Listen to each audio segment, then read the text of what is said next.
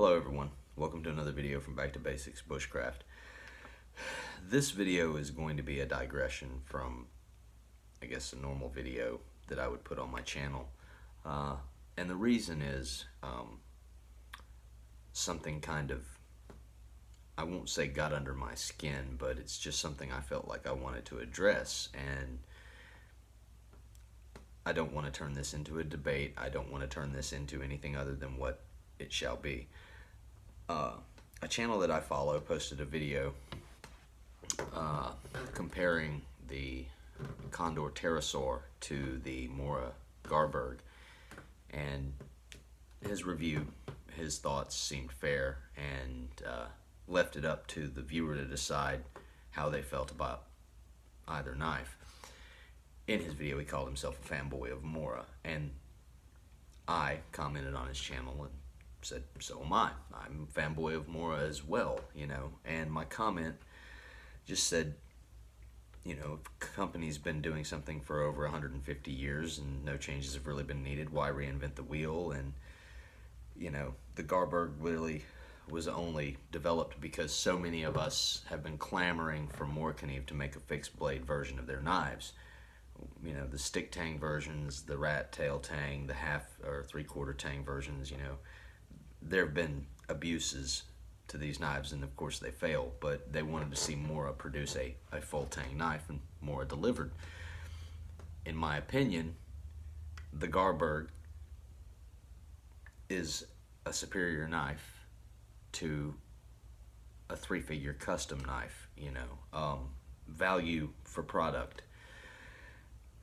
And someone replied to my comment and said, yeah, that you're definitely, you know, you are a fanboy, that's right. And I said, well, you know, I believe in a product, and, you know, I support and believe in Mora, and if that makes me a fanboy, so be it. And their next reply was to the effect that, you know, being a fanboy is a negative thing insofar as that one refuses to see the positive in a similar product.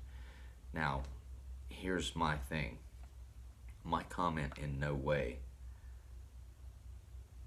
said anything negative about the other knife. I just admonished Morakniv for being a superior product, in my opinion. I went on to comment that I've owned several knives, and I've three-figure range, and in my opinion, they don't do anything better than the Morakniv. And so I decided I'd post this video and kind of give you my current collection of knives, fixed blade knives, as it stands right now. And I'll start with non-Morakniv knives. This is a Spyderco Bushcraft. It was designed by, I think, Chris Claycomb in the United Kingdom. I have replaced the handles, the original G10. Nothing wrong with them, I just wanted to do something on my own. It's 01 tool steel. It's not a super steel, nothing fancy. It's a decent bushcraft knife. Nothing wrong with it.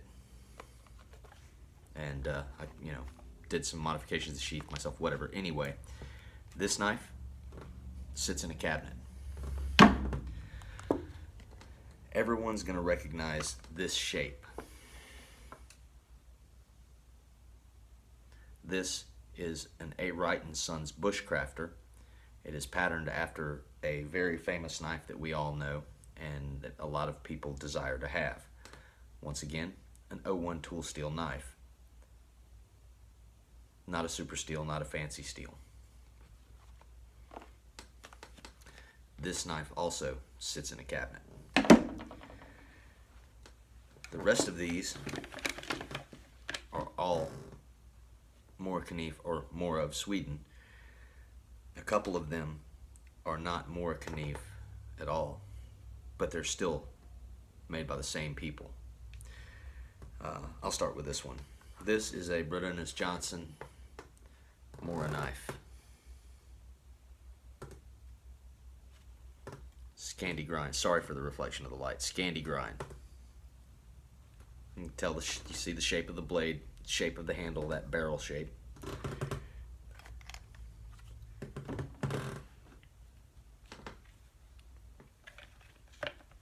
Next, a Frost's Mora. Barrel-shaped handle. Distinctive blade shape. Scandinavian grind. I'm going to keep this one over to the side for a moment. Next, it's a Morakniv Classic 125th Anniversary Edition. Distinctive blade shape, handle shape.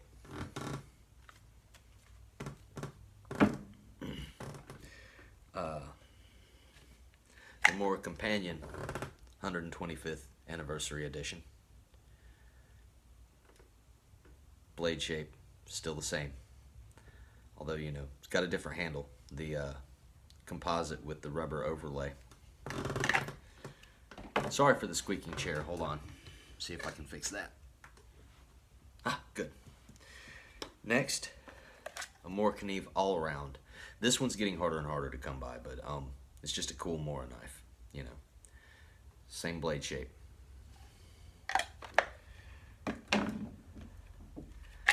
Mora Companion MG. This is probably the most commonly recognized Morakniv on the planet. I mean, it's a lot of bushcrafters have a Mora Companion in military green. That's what the MG, I believe, stands for. Same handle as the 125th Anniversary Companion. Same blade shape.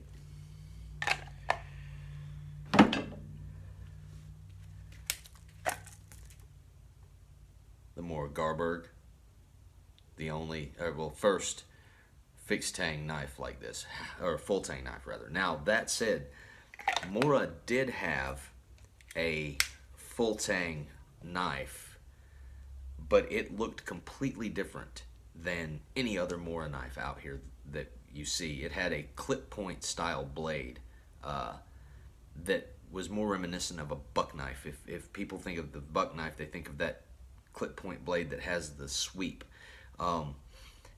That was probably the most expensive Mora ever produced. I think you can find them now for $200 or $300 because they're not made anymore. But you know, this was not the first fixed blade knife, or I'm sorry, first full tang knife that Mora produced. You can find that. I think it's called the Laplander, is what that Mora is called. It's called the Laplander. It's got a 3.7-inch blade, brass bolsters. This is a very nice knife. It is nothing like any other Mora. The handles are actually kind of squared off and flat. Not a bad knife at all.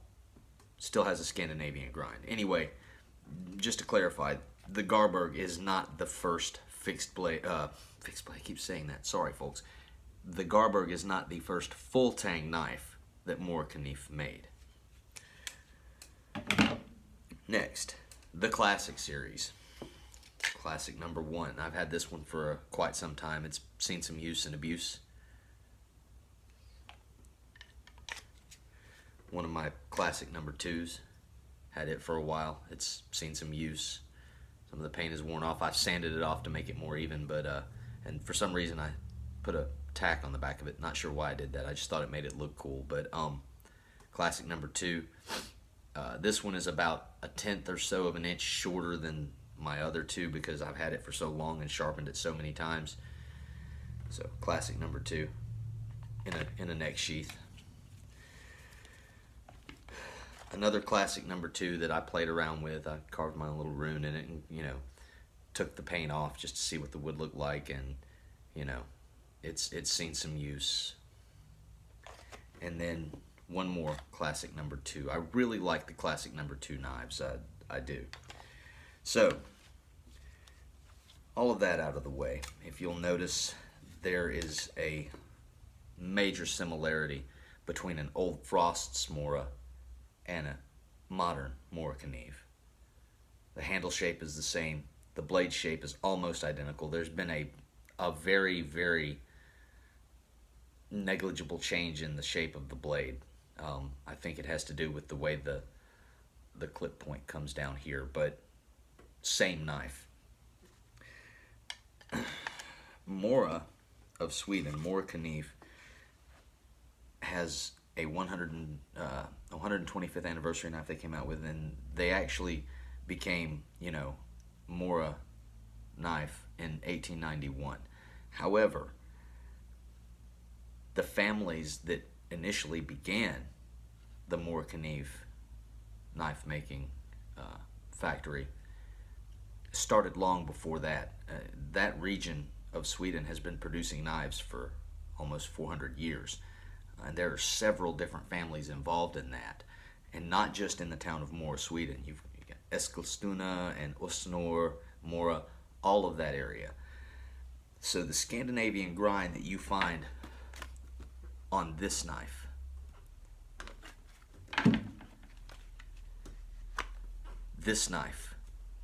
and all of your other knives out there has its beginnings in Mora. So, in my opinion, Morakniv has been doing this long before other knife makers thought of it. And they haven't changed the way they make the knives, the steel they use, and the way the knives look for, I'd say, let's go with 90% to 95% of the most part. They've been doing the same thing. I in no way say that other knives are garbage. Do I believe they are inferior? Yes and no. All things have their pros and cons. There are pros and cons to everything in this world. Pros and cons to Morakniv. However, for me, the pros of the Mora brand of knives far outweighs the cons of the Mora brand of knives, and the pros of the Mora knives far outweigh the pros of any other knife on the market. That's how I feel.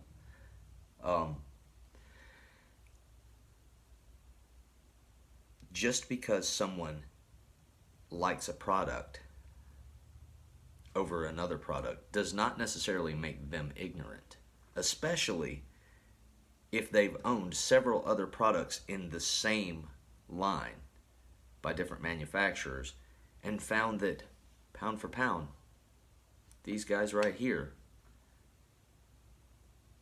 outperform.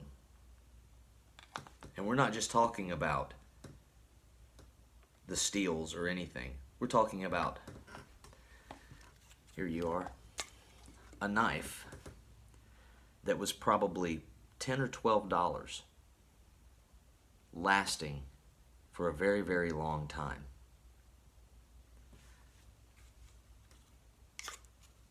This knife probably has its history, 2 generations back. I'm not sure. I don't know how to date this knife, this particular knife. Or this one, actually. But what I know is the company's been around as long as Mora has and done the same thing without having to change how they make the knives, with the exception of modernizing equipment.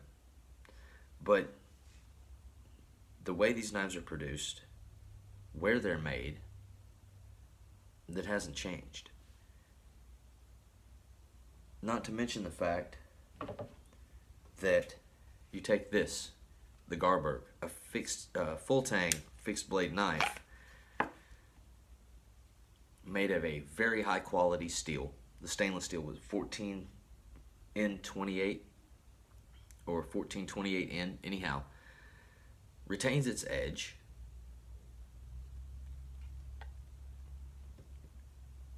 Will handle almost any abuse you throw at it. And it was less than $100. So should something catastrophic happen to it, you didn't spend nearly an entire paycheck on it. The two previous knives, or the two first knives I showed you, the Spider Co. and the A. Wright & Sons, those knives were in the $200 and $300 range. That's not, I guess, insanely expensive, but I would feel so horrible if I snapped the blade or if I damaged it in such a way that was irreparable, because it was a 3-figure knife. Not to mention the fact, I go back to, for the price, this knife does not outperform this knife. It does nothing more than this knife does, and it doesn't do it any better. It looks cool, it's got a cool sheath, it's got a cool name on it, but that doesn't make it a better knife than this one. That also doesn't make it a worse knife. So, what I want to say with all of that is, before you call someone ignorant for supporting a company that they believe in, do your own research into that company. And especially if they've said nothing derogatory about something else. If they're simply a supporter of this company without saying anything negative or derogatory about another company, calling them ignorant probably is not kind, nor is it wise.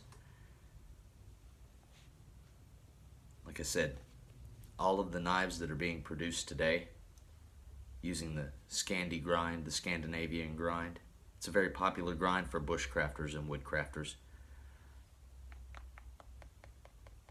It got its beginnings in this region. That's why I said, why reinvent the wheel? I believe in Morakniv's knives. And if you want to call me a fanboy, or if I want to call myself a fanboy, then yeah, I am. I looked up the definition of fanboy.